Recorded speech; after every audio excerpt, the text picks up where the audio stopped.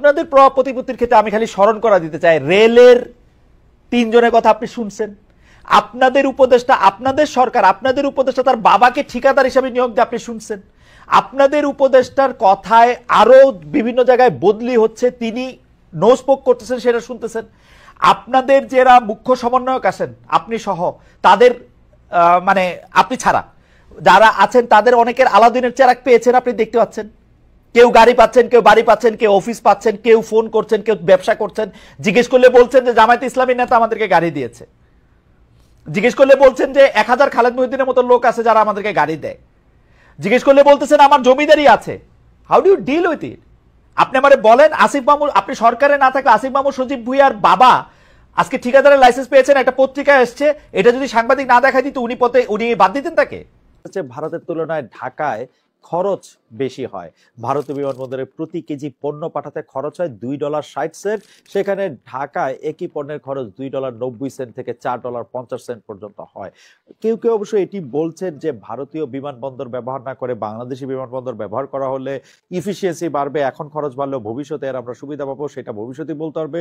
কিন্তু আপাতত ব্যবসায়ীদের অনেকেই মনে করছেন ভারতের এই ট্রান্সশিপমেন্ট সুবিধা বন্ধ হয় রপ্তানিকারকরা হযরত শাহজালাল আন্তর্জাতিক বিমানবন্দরের উপর নির্ভর করতে বাধ্য হলে সুবিধার চেয়ে অসুবিধাই বেশি হবে।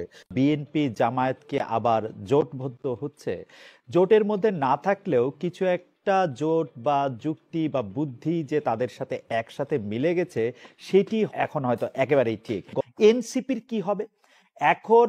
অনেকেই বলতেছেন যে এনসিপি শেষ, অনেকেই বলতেছেন এনসিপির আর কোনো রাজনৈতিক ভবিষ্যৎ নাই, এনসিপির মধ্যে থেকে আমরা আর কোনো কিছু দেখতে পাচ্ছি না। আমি কিন্তু আমি কিন্তু মনে করি যে রাজনীতিটা তো এরকম সরল রৈখিক ব্যাপার না। আসলে রাজনীতিটা কিন্তু এরকম একটা আপনি 2 মাসের একটা রাজনৈতিক দলের একটা রেজাল্ট বলে দিবেন, ব্যাপারটা আসলে সেরকম না। জামায়াত এবং বিএনপি একসাথে নির্বাচন চাইলে এই সরকারের পক্ষেও এই নির্বাচনকে আরো অনেক বেশি লেট করার সম্ভাবনা, সেটিও একরকম বলে দেয়া যায়। গত কয়েকদিন ধরে আমরা হঠাৎ করে যে ডক্টর ইউনূস সরকারকে 5 বছর চাই, ডক্টর ইউনূসকে 5 বছর দেখতে চাই, ডক্টর ইউনূসকে এই সরকার প্রধান হিসেবে দেখতে চাই, ডক্টর ইউনূসকে কোনো না কোনোভাবে দেখতে চাই, এগুলি যে বারবার দেখছিলাম, এরও মোটামুটি ভাবে একটাই কারণ, যে অনেকে হয়তো মনে করেছিলেন যে জামায়াত এবং বিএনপি যেহেতু পরস্পর একটু দ্বন্দ্বের মধ্যে আছেন, তো সেই দ্বন্দ্বকে কাজে লাগিয়ে এখন নির্বাচনটিকে একটু পেছানো যেতে পারে। যেহেতু এখন মনে হচ্ছে যে নির্বাচন হলে বিএনপি ক্ষমতায় আসবে, তাহলে বিএনপিকে ক্ষমতা থেকে দূরে রাখার কিছু প্রক্রিয়া নেওয়া যেতে পারে। এবং বিএনপি জনাব তারেক রহমান, ম্যাডাম খালেদা জিয়া, আপনারা যদি দলে এসে ক্ষমতায় এসে ক্ষমতা এমন ভাবে ব্যবহার করতে চান যেমন ভাবে ব্যবহার করেছিল আওয়ামী লীগ, যেটা আমাদের আশঙ্কা, এবং সেই আশঙ্কা দূর করার আপনারা যে খুব প্র্যাকটিক্যাল চেষ্টা করতেছেন, ব্যাপারটা এরকমও না।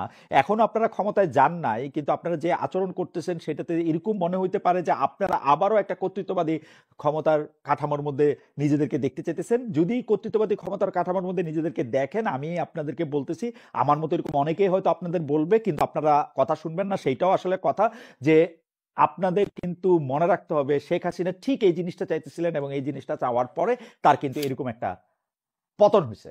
এদিকে ডক্টর মোহাম্মদ ইউনূস, আপনার সরকারকে আমি একটা জিনিস মনে করা দিতে চাই, যারা আপনাকে বলতেছে যে আপনারা 5 বছর ক্ষমতায় থাকেন, যারা আপনাকে বলতেছে যে আপনি ক্ষমতা থাকলে দেশে কল্যাণ হবে, তারা কেউ আপনার বন্ধু না। কিন্তু তারা আপনাকে এইটা বলতেছে কারণ এইটা একটা সোনার পাথর বাটি। আপনিও খুব ভালো করে জানেন যে আপনার যখন ক্ষমতা আসার জন্য পরে যে আপনার এই এই এই এই দেশটাকে যে একটু স্থিতিশীল করা দরকার ছিল, এই যে এই জমিটাকে যে একটু একটু একটু একটু একটু এই কাঁপুনিটা থামানো দরকার ছিল, সেটা আপনি পেরেছেন। আন্তর্জাতিকভাবে যে বাংলাদেশের প্রতি মানুষের যে দৃষ্টিভঙ্গি, অন্যান্য রাষ্ট্রের যে দৃষ্টিভঙ্গি, সেটার ক্ষেত্রেও আপনার অনেক কূটনৈতিক সাফল্য আছে।